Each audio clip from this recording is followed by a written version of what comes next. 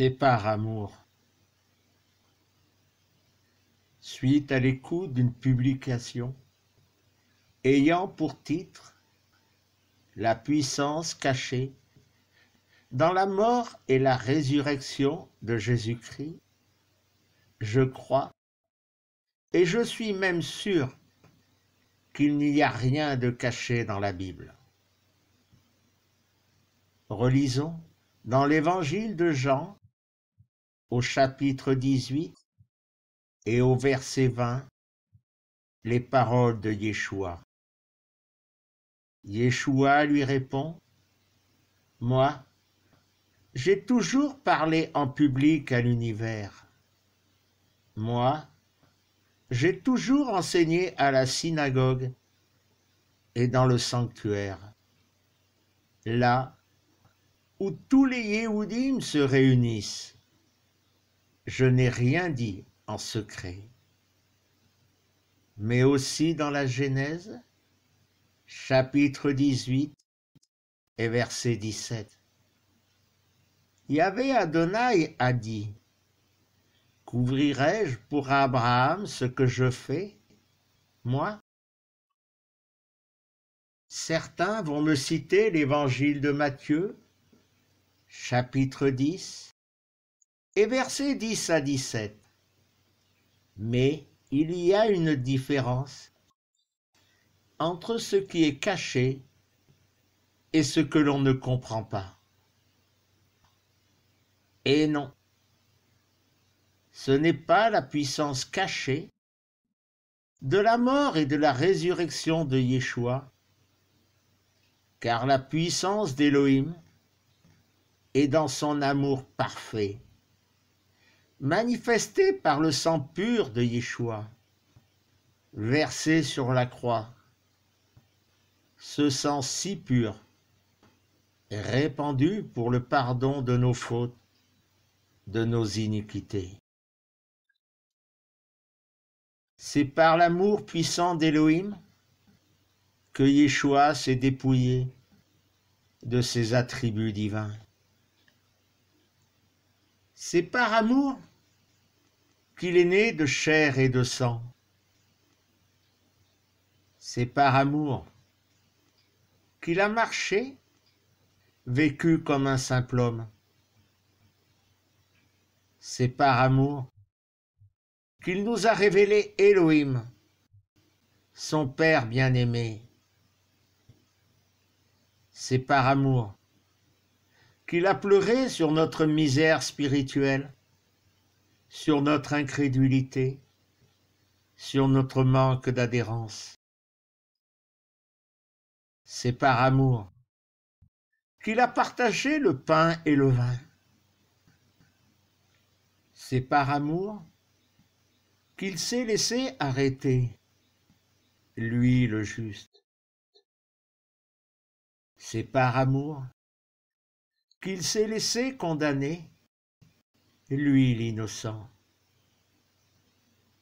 C'est par amour qu'il s'est laissé flageller et que chaque coup faisait couler son sang précieux.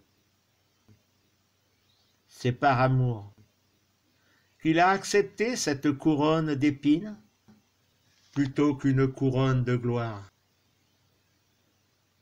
C'est par amour que ses mains qui avaient béni, guéri tant de malades, et ses pieds qui avaient tant parcouru, les chemins sur cette terre de souffrance furent percés. C'est par amour que le brigand repentant sur la croix fut pardonné. C'est par la puissance de son amour que durant les 3 heures de ténèbres, il a agonisé et souffert cette mort spirituelle de l'absence de relation avec son Père bien-aimé.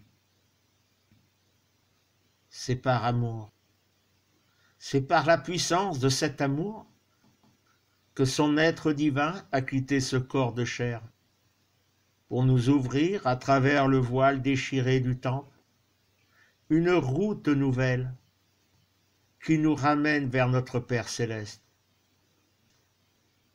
C'est par amour qu'il est ressuscité et qu'il nous prépare une place dans sa demeure. C'est par amour que le souffle sacré fut envoyé afin de nous enseigner et nous conduire vers la demeure du Père en esprit et en vérité. C'est par amour qu'il ne se lasse pas de nous chercher. C'est par amour qu'il ne cesse de nous appeler. C'est par amour qu'il nous tend sa main.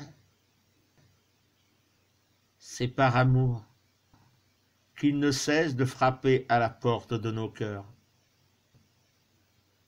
Et c'est par amour qu'il ne cesse de murmurer à notre cœur, « Reviens à moi ». Il n'y a aucune autre puissance que celle de l'amour d'Élohim à travers le sang de Yeshua, son Fils bien-aimé, qui ne puisse rétablir la relation entre Élohim et l'homme. Et pourtant, malgré cet amour si puissant, le cœur de l'homme est toujours aussi incrédule, orgueilleux, méprisant. Et si nous relisons avec attention la Bible, nous voyons que Yeshua est à l'image du Père, ce qui implique une chose. Si Yeshua, lorsqu'il était ici-bas, souffrait et pleurait sur notre misère spirituelle, notre incrédulité, notre orgueil, alors Élohim, le Père céleste, lui aussi, souffrait, pleurait. Et encore aujourd'hui, le cœur rempli d'amour de notre Père céleste souffre et pleure à cause de l'homme qui lui brise le cœur et auquel il a donné ce qu'il avait de plus précieux, le sang de son Fils bien-aimé. Qu'avons-nous fait? Que faisons-nous? Et qu'allons-nous faire de cet amour divin? Qu'avons-nous fait? Que faisons-nous? Et qu'allons-nous faire de Yeshua? Soyez tous bénis en Yeshua.